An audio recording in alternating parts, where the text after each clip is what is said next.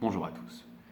Aujourd'hui, je voudrais revenir avec vous sur la notion de délit de solidarité et en faire une petite analyse avec mes armes personnelles qui sont celles de l'anthropologie politique. Alors, délit de solidarité, c'est un sujet qui a une certaine actualité.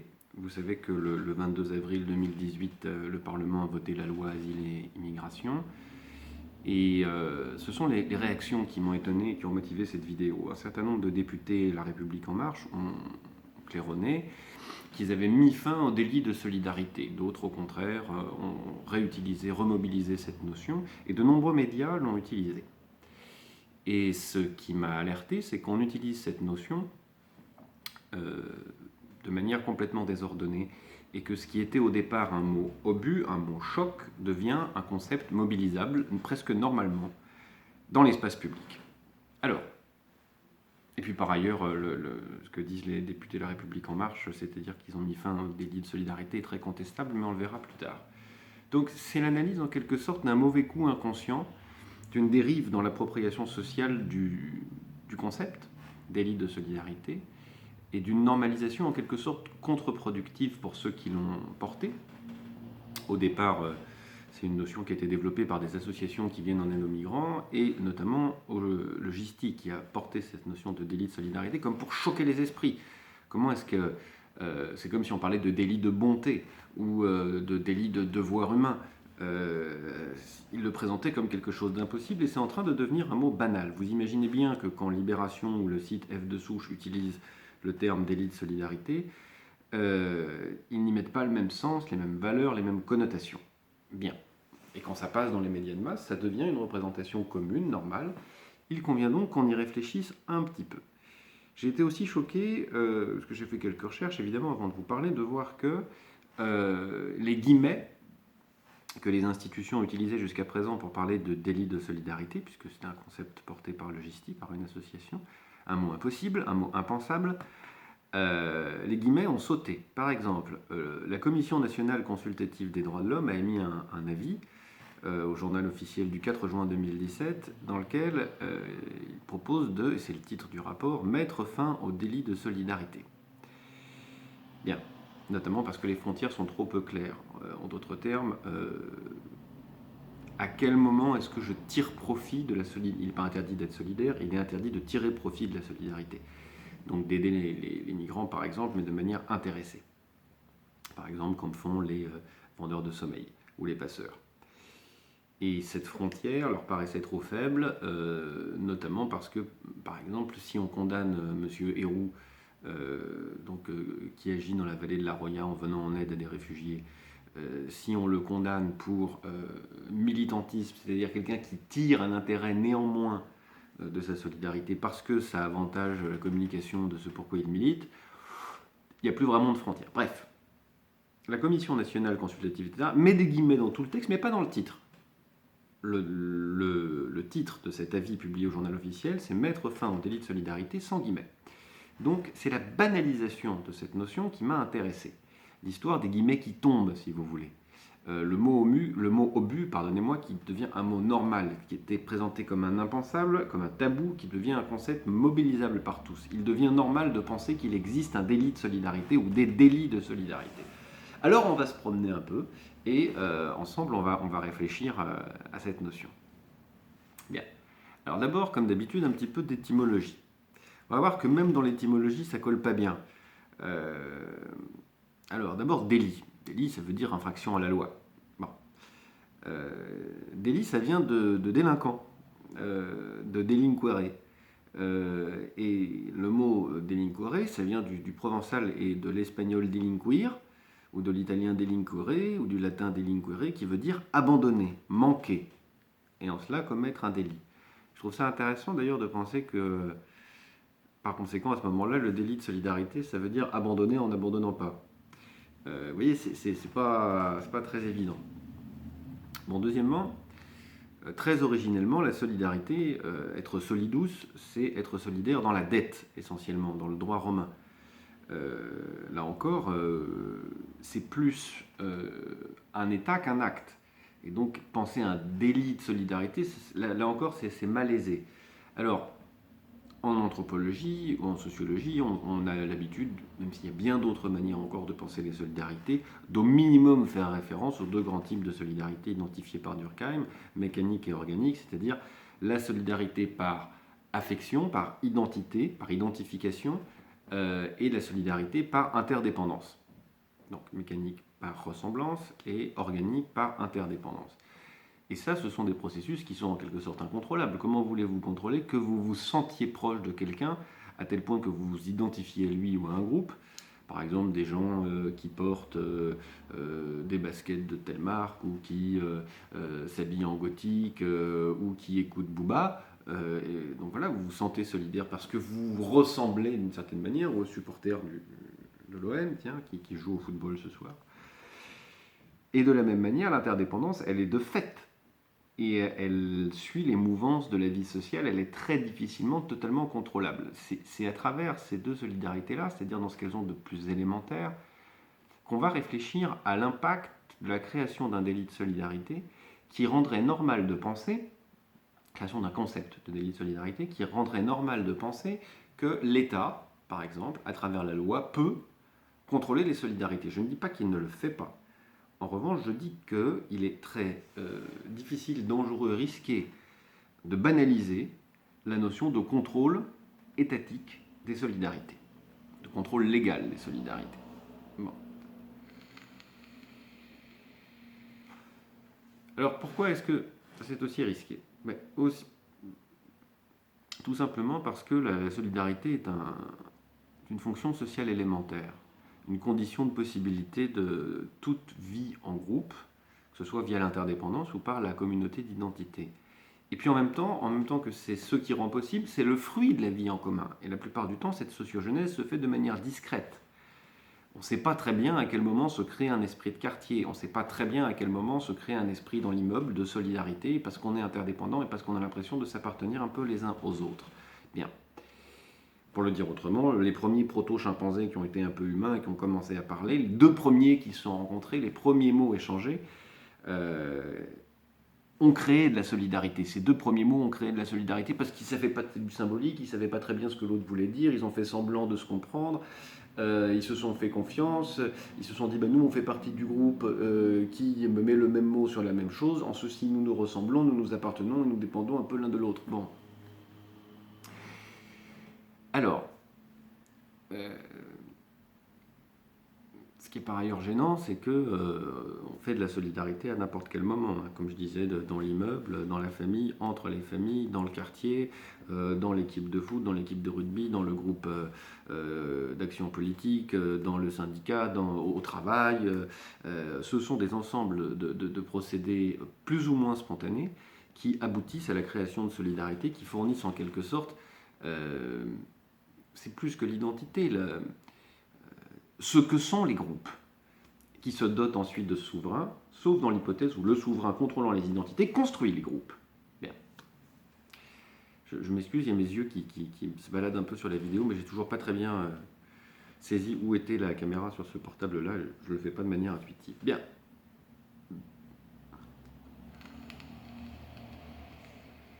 Alors, d'un point de vue anthropologique,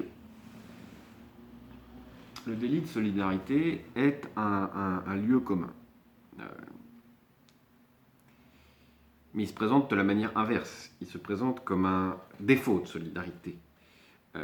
Alors, soit il se présente comme un délit de solidarité sous la forme de la trahison, sous la forme du défaut d'appartenance, de collusion avec l'ennemi, d'entente avec l'ennemi, tout ce que vous voulez. Et ça, c'est un défaut de solidarité puisqu'on cesse d'être solidaire de son groupe original pour trahir et passer à l'ennemi.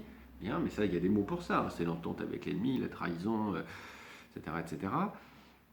Mais le plus commun, à vrai dire, dans les contes, dans les mythologies, c'est plutôt le défaut de solidarité. Et le défaut de solidarité avec l'étranger, très particulièrement.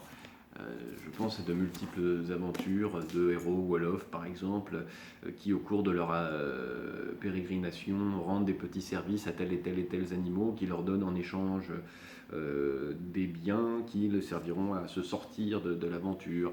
Je pense à d'autres mythes nordiques qui racontent cela, mais pour illustrer très rapidement et de façon rigolote, parce que je n'allais pas vous sortir la Bible, je sors ma Bible paysanne, donc, qui sont des interprétations dans la paysannerie hongroise de la Bible. Et alors, deux petits comme ça pour rire, mais il y en a des dizaines et des dizaines. C'est aussi l'histoire du bon samaritain. Voilà l'histoire. Donc, quand Jésus était en bas sur terre avec son ami Saint-Pierre, ils frappèrent une fois à une porte et demandèrent à dîner.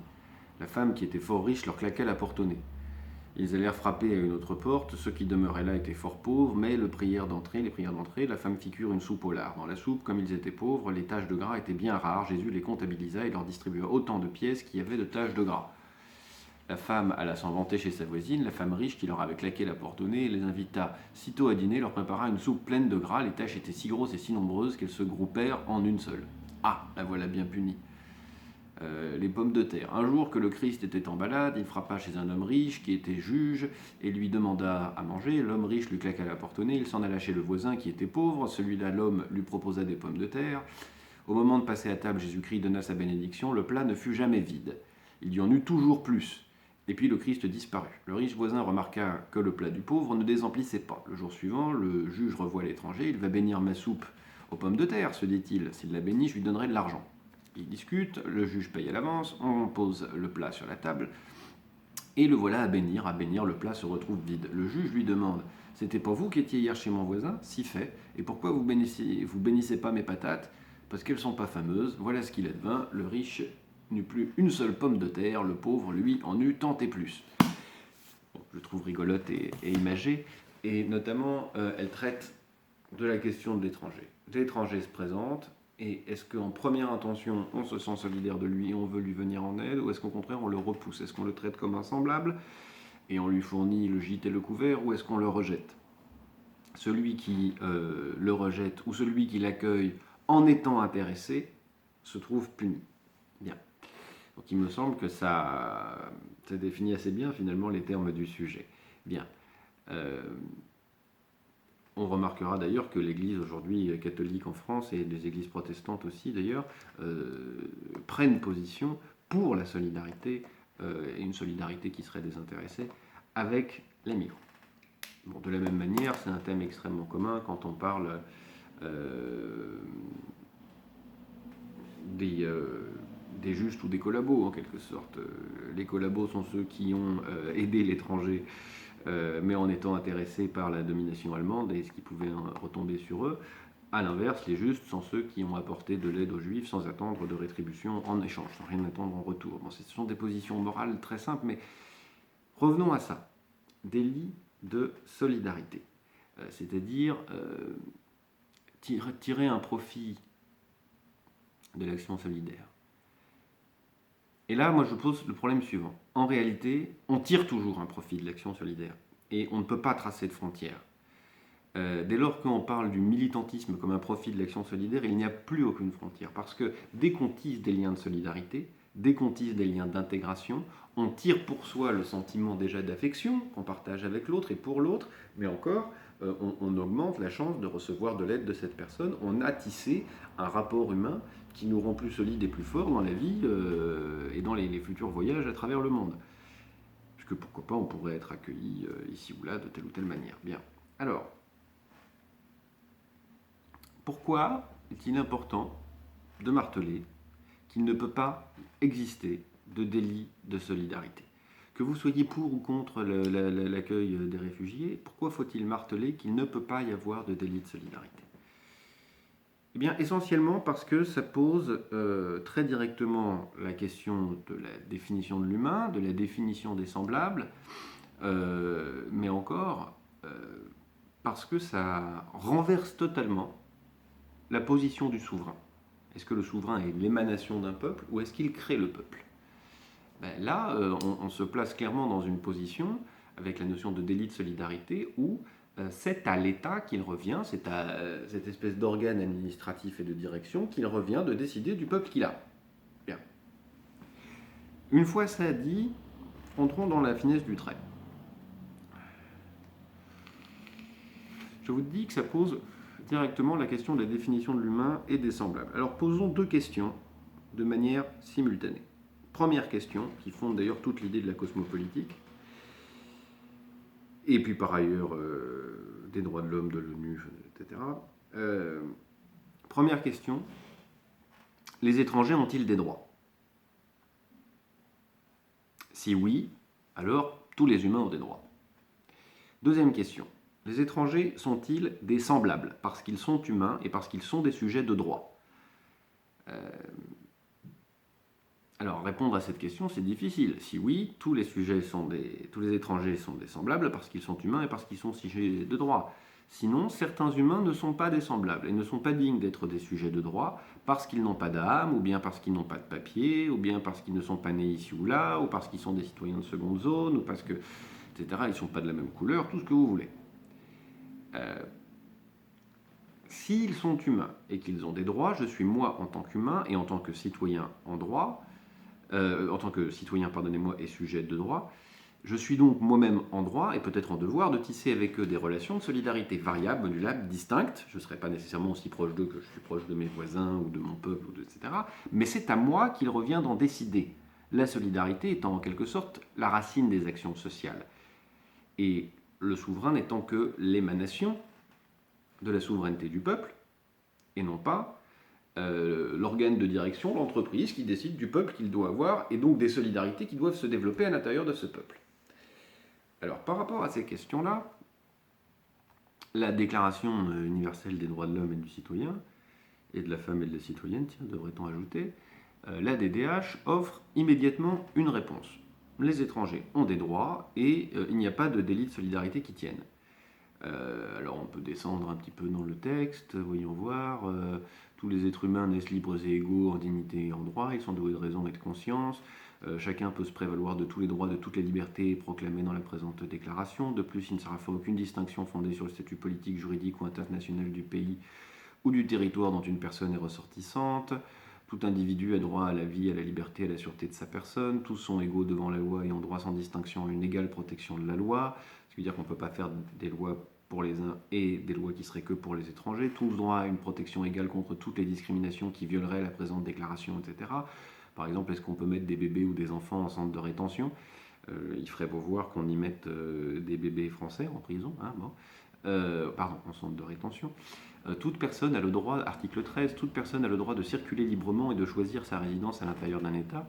Article 13 toujours, toute personne a le droit de quitter tout pays, y compris le sien, et de revenir dans son pays aussi, d'ailleurs, quand il veut. Vous savez qu'il y a beaucoup de personnes qui sont dans des centres de rétention pour des durées très longues, puis dans des situations de sans-papiers insupportables pendant des durées extrêmement longues, parce que l'État veut les expulser. Ils seraient peut-être même eux d'accord pour rentrer chez eux. C'est l'État d'où ils viennent qui refuse de les accepter. Donc ils se retrouvent dans des situations absolument intenables. Toute personne a droit à l'éducation. Tiens, allez dire ça aux gamins qui font la manche sur le bord du périphérique, etc., etc. Donc, si on va chercher une réponse dans les droits de l'homme, on a une réponse très claire. Nous sommes, nous, peuple français, très clairement pris en défaut de solidarité, ce qui constitue un crime au regard des droits de l'homme. On est régulièrement d'ailleurs condamné par un certain nombre d'institutions internationales là-dessus. Mais en tant que... Et puis par ailleurs, il n'y a pas de délit de solidarité qui tienne, sauf effectivement si on est dans le cadre de l'exploitation de la misère des uns ou des autres à son propre profit. Mais là, je ne vois pas du tout pourquoi on parlait de solidarité d'ailleurs. Mais qu'on soit pour ou contre la Déclaration universelle des droits de l'homme, qu'on trouve que c'est irréaliste, que c'est une affaire de gauchias et de journalopes qui n'ont chevillé, parce qu'on a soi-même chevillé au cœur l'idée de l'intégrité de la nation et de l'intégrité du peuple. Si on prend cette position-là, même de cette position-là, je vais essayer de vous démontrer que la notion de délit de solidarité est insupportable, sans poser de questions morales. Simplement, à partir du point de vue de l'anthropologue, c'est-à-dire du politique d'ailleurs, voilà. Comment est-ce qu'on peut analyser l'impact de la notion de délit de solidarité sur la construction du domaine du politique? Bien.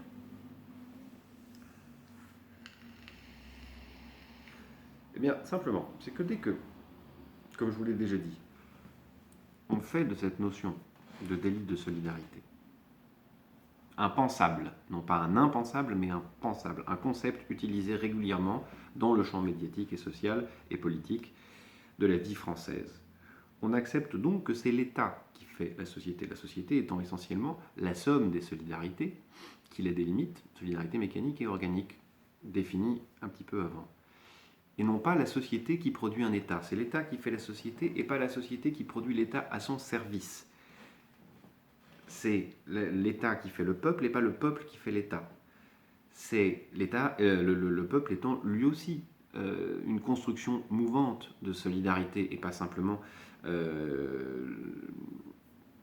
sauf à être particulièrement raciste, une succession d'enchevêtrements génétiques. Donc, dès lors qu'on admet qu'il existe dans la loi un délit de solidarité, on doit admettre que c'est l'État qui contrôle la production de solidarité, la sociogenèse, dans tout ce qu'elle a d'ailleurs de conscient et d'inconscient, la socialisation, l'affection que vous pouvez avoir les uns pour les autres, et non pas donc le social qui est le souverain. Il y a un renversement. La technique, l'administration, la gouvernementalité se trouvent à l'origine du groupe et non pas au service. Elle est principe. Elle est à la fois prince et à l'origine. L'administration est à l'origine du groupe. Il n'est plus un simple organe de direction. Il est l'alpha et l'oméga. En d'autres termes, on peut clairement dire que dès lors qu'on admet qu'il existe un délit de solidarité, par exemple, qui remet en cause le droit de l'étranger à avoir des droits, et l'aide humaine, pardonnez-moi, qu'on peut apporter à un étranger, dès lors, on admet effectivement que c'est l'État qui est l'alpha et l'oméga. Alors je mets donc en garde les nationalistes de toutes les chapelles qui veulent protéger la pureté de l'identité du peuple français contre les hordes migratoires. Je leur dis, vous êtes, comme nous tous, le fruit d'une histoire de mouvement de peuple, alors en l'occurrence gaulois, celtes, finno-hongriens, pour les Basques, alains, ostrogoths, visigoths, normands, francs, burgondes, romains, provençaux, européens de tout poil, maghrébins, africains, asiatiques, mais aussi d'une jeunesse culturelle complexe qui fait de vous ce que vous êtes aujourd'hui. Regardez l'histoire de votre groupe politique, par exemple, regardez si vous y appartenez à un groupe politique, comment il s'est formé, de votre groupe d'amis, comment il s'est formé. Qui fait que vous pouvez être à la fois morvandio, français, membre d'un groupe de geeks et autonomiste du 14e arrondissement. Si c'est l'État qui définit les solidarités et s'empare de cela, il pourra vous imposer, nous imposer, d'être ceci ou cela. Il pourra par exemple nous imposer d'être tous des hipsters joyeux, c'est-à-dire des agents économiques à la page, contents d'eux et de leur vie, même sans argent, et pour la plupart dépolitisés, individualistes et ne militants pas contre, par exemple, les réformes proposées par le gouvernement. Il faut se méfier d'ailleurs parce que, comme je vous l'ai dit, les solidarités, ça s'exprime dans tout, aussi bien dans l'immeuble, dans le quartier, dans la famille, entre les familles, à l'échelle régionale. Il y a des réseaux d'entraide morvandiaux, aveyronnais, bretons à Paris qui sont connus, qui ont même des bureaux. Enfin, ce pas des bureaux, c'est des lieux où on se rencontre. Et ce qui est ici proposé avec la notion de délit, c'est-à-dire d'infraction à la loi dans la solidarité, non pas un crime, mais à la solidarité, à travers ce concept-là, même si pour l'instant ça n'est pas encore c'est une réalité juridique totalitaire, mais on est sur la bonne voie, ce qui est proposé là, c'est de s'emparer de cela. Pourquoi ne pas interdire aux véganes d'exister sous prétexte qu'ils ont développé une solidarité entre eux, une efficacité entre eux, et que par ailleurs, ils veulent donner des droits aux animaux. Bon, si vous voyez, et simultanément, il faudrait interdire aux amateurs d'apéro saucisson la même chose. Bien. Ce à quoi on assiste à travers le dévoiement de cette notion de délit de solidarité et sa banalisation dans les médias, c'est la banalisation de l'idée d'une bureaucratisation de la solidarité et de la production de la solidarité par l'État. Or, imaginez un État qui soit capable de produire et de contrôler les solidarités, mais là, c'est pire que 1984, c'est Matrix. C'est littéralement Matrix. Voilà. Donc, je vous mets en garde contre le dévoiement de ce mot, parce que on développe de la solidarité à tout moment de la vie. Avec ses colocataires, avec ses colocuteurs, avec ses co-religionnaires, entre amateurs de vin, entre gens qui suivent des mêmes modes, entre collègues, dans la famille, entre petits peuples, tiens, par exemple, les Auvergnats, les Aveyronais, etc., dont je parlais tout à l'heure, les Parisiens. Et la plupart du temps, de façon inconsciente. Le contrôle de cela, ça nous amène à penser, par exemple, le contrôle de ce qui se fait de manière inconsciente. Bon, voilà. Alors, faut-il céder tout ce pouvoir à l'État sous prétexte de contrôler mieux l'immigration? J'en doute. J'en doute très très très très fortement. C'est à travers ce concept-là et tout ce que ce concept justifie, légitime, et finit par permettre de penser, dès lors qu'il n'est plus utilisé comme un mot obus, mais comme un mot normal, c'est toute la vie sociale qui se trouve privée de sa fécondité propre, et c'est la source d'un retournement total de la souveraineté. Ce n'est plus le peuple qui se dote d'un État, c'est l'État qui se dote d'un peuple, parce que c'est la solidarité qui fait peuple. Bien. Alors, je pense que c'est pourquoi, et ça sera mon mot de revoir, il faut demeurer vigilant sur l'utilisation de cette notion qui doit être toujours profondément consciente, qu'il s'agit d'un impensable. Ou alors on pourrait essayer de faire disparaître ces notions, ça serait peut-être plus simple.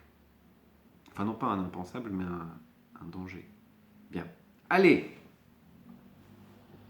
à la prochaine.